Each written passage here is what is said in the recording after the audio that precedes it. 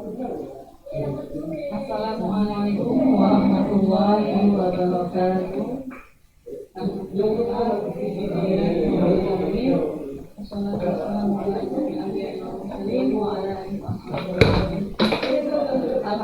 hari ini kita masih diberikan kesehatan. Akhirnya kita akan memulai pembelajaran pada hari ini, yaitu dengan mata pelajaran Ilmu Pengetahuan Alam bersama saya, adik saya Nisa Siregar dan Ibu Nisa Siregar. Nah, adapun materi kita pada hari ini yaitu tentang sistem organisasi kehidupan.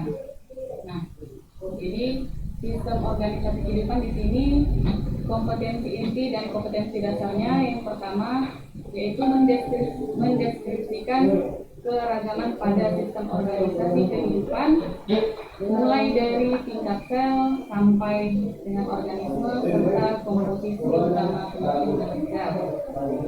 Nah, tujuan dari pembelajaran kita pada hari ini ya, yang pertama kalian mengetahui tentang penyusun dari organisasi kehidupan, kemudian mempelajari tentang sel, kemudian mengetahui tentang perbedaan antara sel hewan dan sel tumbuhan. Nah, kita langsung masuk kepada organisasi kehidupan. Jadi organisasi kehidupan itu ya diawali dengan sel, kemudian jaringan, kemudian ada organ, kemudian sistem organ, dan sampailah kepada makhluk hidup. Nah, namun pada pembahasan kita kali ini kita hanya membahas dan mengupas tentang apa itu sel. Nah, di sini akan saya awali tentang pengetahuan tentang sel. Nah, jadi sel ini pertama kali atau kita sedang membahas sejarah perkembangan sel itu dimulai dengan Robert Hooke, ya, di mana Robert Hooke ini adalah ilmuwan yang menemukan mikroskop sederhana, di mana dia mengamati sayatan-sayatan tumbuhan, kemudian dia melihat terdapat ada seperti ruang-ruang seperti sel yang ada di penjara.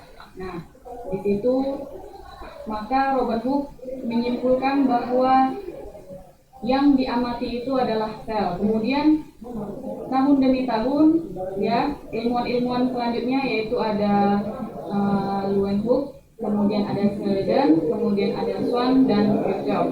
Nah, dari mereka inilah akhirnya diketahui bahwa struktur penyusun dan fungsional makhluk hidup terkecil adalah sel. Nah, jadi semua makhluk hidup itu tersusun atas sel, baik itu nanti uniseluler atau hanya satu sel, maupun makhluk hidup yang memiliki banyak sel atau nanti yang disebut dengan multiseluler. Nah, kita masuk kepada bagian-bagian dari sel, ya. Ya Bu, jadi bagian-bagian sel tadi yaitu yang pertama itu ada 3 bagian utama. Jadi bagian pertama nanti itu ada namanya membran atau selaput sel. Jadi membran atau selaput sel ini adalah bagian keluar dari penyusun sel. Yaitu fungsinya untuk melakukan pertukaran zat, yaitu zat-zat ada oksigen, kemudian makanan, kemudian ada sisa metabolisme dari tubuh, kemudian sebagai pembungkus sel atau melindungi organel-organel yang ada di dalam sel. Kemudian bagian yang kedua itu ada namanya inti atau inti sel atau nukleus. Nah, di bagian inti inilah segala sesuatu kegiatan sel diatur di dalam inti sel.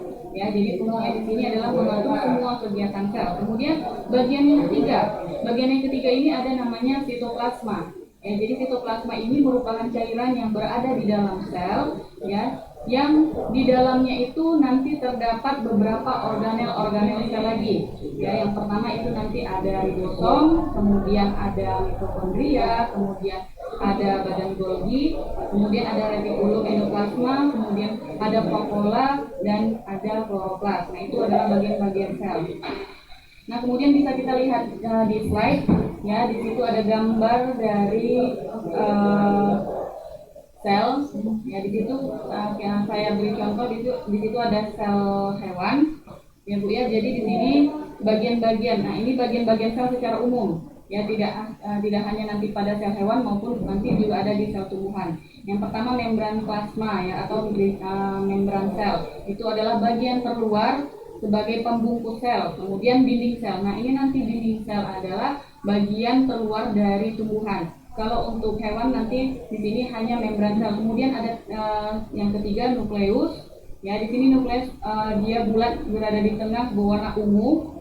Ya, ini kemudian yang keempat ada sitoplasma. Nah, nanti di sitoplasma ini adalah cairan sel. Di dalamnya terdapat ada ribosom. Ribosom ini berfungsi untuk sintesis protein. Kemudian yang kelima di sini ada retikulum endoplasma. Nah, retikulum endoplasma di sini juga berfungsi sebagai sintesis protein dan sintesis lemak. Letaknya di mana? Letaknya berada di bagian luar dari inti sel. Ya, kemudian ada namanya ribosom, kemudian ada kompleks Golgi, yaitu kompleks Golgi di sini itu berwarna biru muda. Nah, itu kompleks Golgi itu nanti di situ berfungsi untuk menghasilkan vakuola atau sebagai tempat transportasi zat-zat dari luar ke dari dalam ke luar sel maupun sebaliknya. Kemudian nanti di situ ada lisosom. Lisosom fungsinya untuk sebagai menghancurkan zat-zat yang bukan atau yang dianggap sebagai racun di dalam sel. Kemudian ada namanya di situ mitokondria. Mitokondria fungsinya untuk pernapasan atau respirasi sel. Di situ bisa kalian lihat dia berwarna orange. Ya, di dalamnya itu ada matriks atau lipatan-lipatan matriks mitokondria. Kemudian selanjutnya ada kloroplas. Nah, ini kloroplas ini akan nanti kita jumpai di sel tumbuhan. Nah, ini contoh yang di depan ini adalah contoh sel hewan. Nanti kloroplas fungsinya untuk fotosintesis. Ya, kemudian ada vakuola. Ya, vakuola ini juga fungsinya sebagai tempat transportasi. Kemudian ada sentriol. Nah, ini sentriol ini hanya dimiliki oleh sel hewan. Ya, di mana sel hewan ini, sentriol ini berfungsi untuk proses massa pembelahan sel. Ya, kemudian ada sentrosom. Nah, ini sentrosom ini adalah bagian dari sentriol yang terdapat dua pasang. Kemudian yang terakhir ada plastida. Nah, ini plastida juga terdapat pada sel tumbuhan. Nah, itu adalah bagian-bagian dari sel ya secara umum.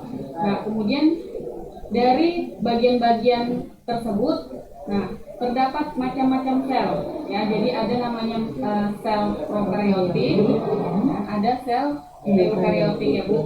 Jadi prokaryotik ini, Bu, dia perbedaannya di sini hanya satu ya, Bu ya, yaitu pada membran inti selnya. Ada tidaknya ya? Ya, ada atau tidak adanya membran inti sel.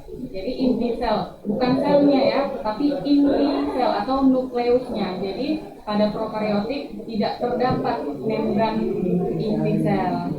Contohnya ini terdapat pada bakteri ya. Bakteri ini berasal dari kingdom Monera ya, betul. Selanjutnya eukariot. Oke, selanjutnya eukaryotik. Nah, eukaryotik ini kebalikan dari prokaryotik, di mana membran intinya tadi itu sudah diselubungi oleh membran inti sel ya. Nah, ini kalau contoh-contohnya seluruh makhluk hidup selain dari kingdom Monera tadi ya, Bu ya.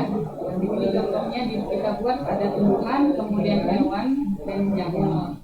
Itu untuk macam-macam dari sel. Kemudian dari macam-macam itu bisa kita ambil perbedaan ya, Bu ya. Kira-kira yang jelaskan. Ya, sel tadi ada dua perbedaannya ya. Yang pertama kita buat sel pada tumbuhan dan sel pada hewan ya.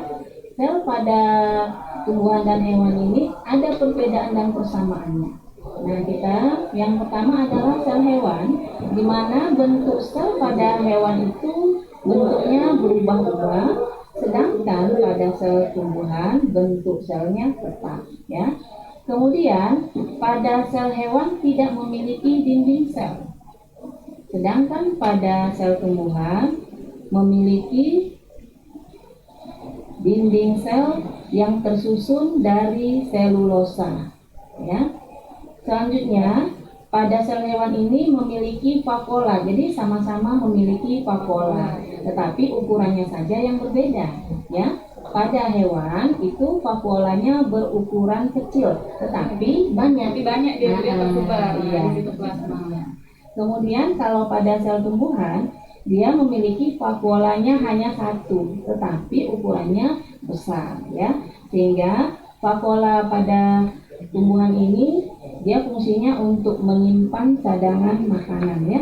Nah, kemudian kita lihat lagi bahwa pada sel hewan ini tidak memiliki plastida, ya.